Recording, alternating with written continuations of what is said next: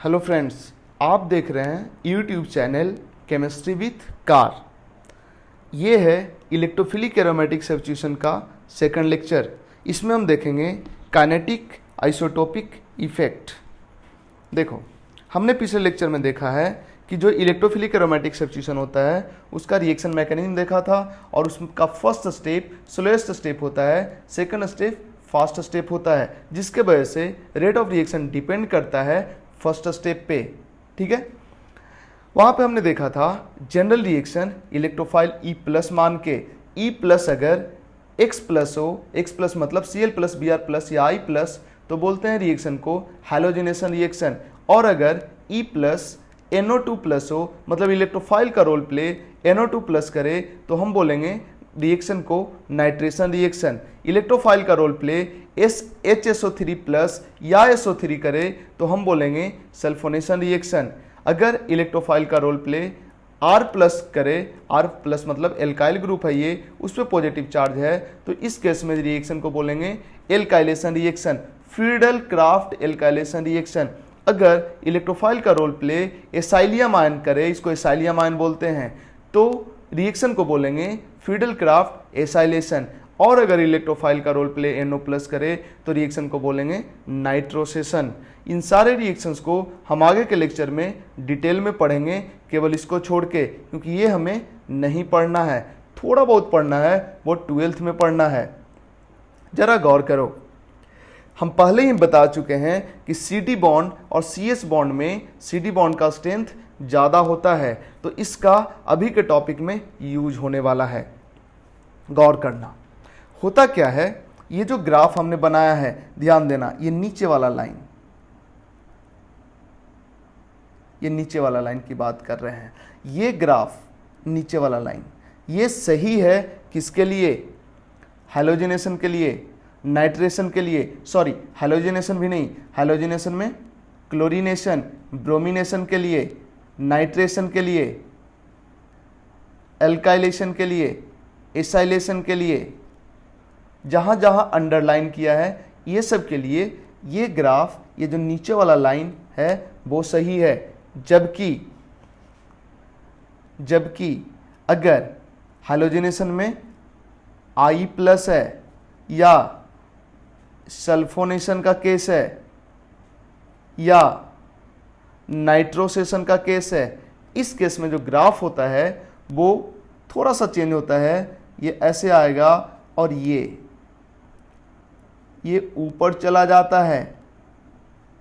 इसका मतलब क्या हुआ कि इसके केस में फर्स्ट स्टेप RDS नहीं होता है।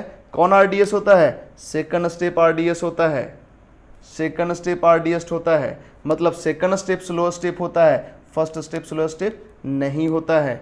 जनरली नाइट्रोसेशन, सल्फोनेशन और आयोडोनेशन को छोड़ दो तो बाकी सब केस में फर्स्ट स्टेप RDS होता है, बट इस 3 केस में सेकंड स्टेप RDS होता है।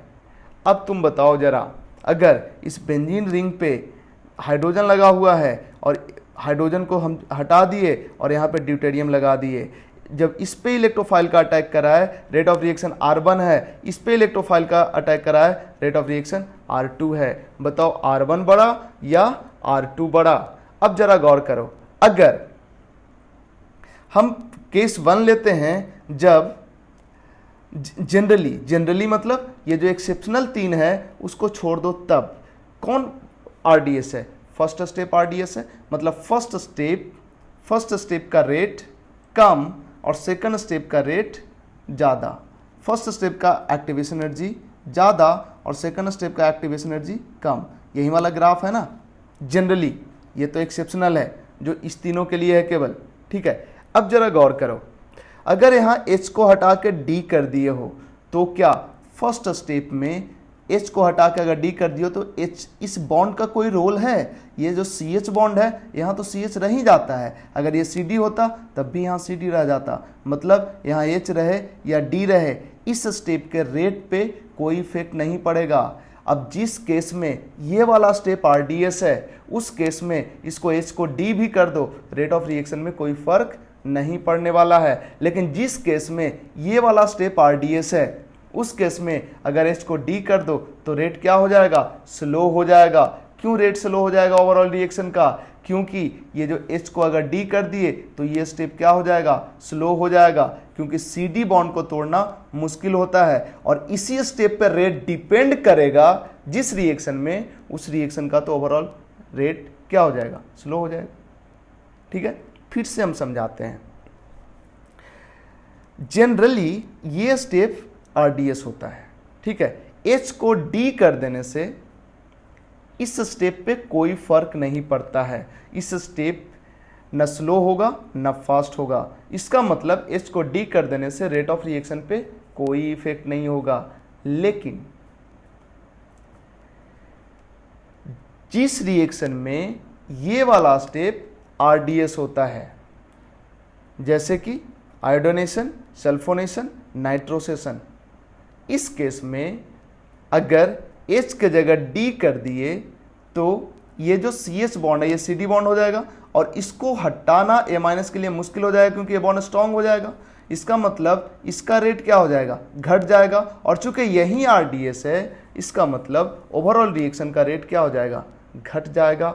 इसका मतलब H को D लगाने से chlorination, bromination, nitration, alkylation, acylation अगर हो रहा है तो रेट पे कोई इफेक्ट नहीं पड़ेगा। लेकिन अगर सल्फोनेशन कराते हो, नाइट्रोसेशन कराते हो या आयोडोनेशन कराते हो और उस केस में H को D कर देते हो, H के जगह D ले लेते हो, तो रेट दोनों का अलग हो जाएगा।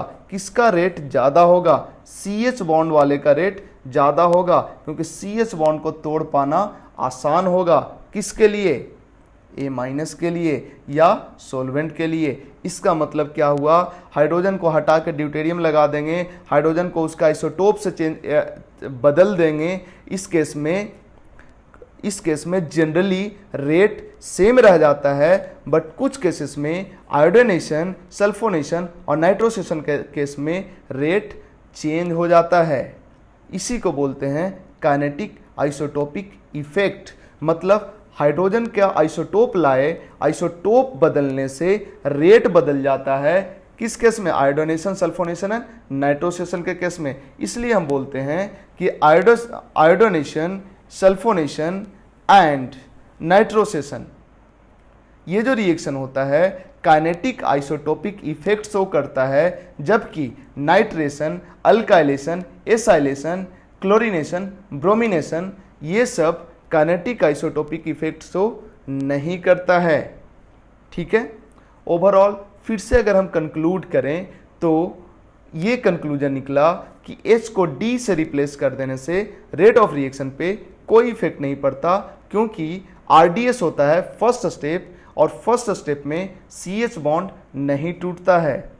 ठीक है, तो ये सही स्टेटमेंट है जनरली, कुछ एक्सेप्शंस के लिए नहीं। एक्सेप्शंस कौन है, आयोडोनेशन, सल्फोनेशन एंड नाइट्रोसेशन। इसमें RDS फर्स्ट स्टेप नहीं सेकंड स्टेप होता है, फर्स्ट स्टेप नहीं सेकंड स्टेप होता है। और H को D कर देने से सेकंड स्टेप का रेट घट जाता है। इसका मतलब इसके केस में हाइड्रोजन को ड्यूटेरियम करने से ओवरऑल रिएक्शन का रेट घट जाएगा।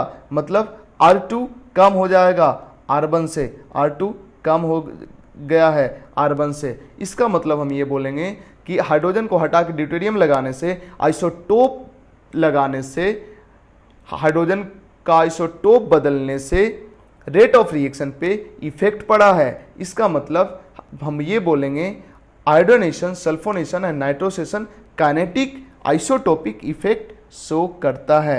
आइसोटोपिक इफेक्ट का मतलब आइसोटोप बदलने से कोई इफेक्ट हुआ कि नहीं हुआ रेट पे। काइनेटिक का मतलब होता है रेट से, रेट काइनेटिक बदल रहा है कि नहीं बदल रहा है, आइसोटोप चेंज करने से बदल रहा है। काइनेटिक मतलब रेट समझो, काइनेटिक केमिकल काइनेटिक्स में हम लोग रेट ऑफ रिएक्शन के बारे में ही बात करते हैं। मतलब आइसोटोप बदलने से रेट चेंज हो रहा है, इसलिए हम बोलेंगे ये तीनों अगर इलेक्ट्रोफाइल रहा, ये तीनों अगर इलेक्ट्रोफाइल रहा, ये रहे, ये रहे या ये रहे या ये रहे, तो इस केस में रिएक्शन जो होगा काइनेटिक आइसोटोपिक इफेक्ट शो करेगा। ये दोनों एक ही इलेक्ट्रोफाइल समझो, इससे भी सल्फोनेशन ही होता है और इससे भी सल्फोनेशन ही होता है। आगे डिटेल में हम पढ़ेंगे।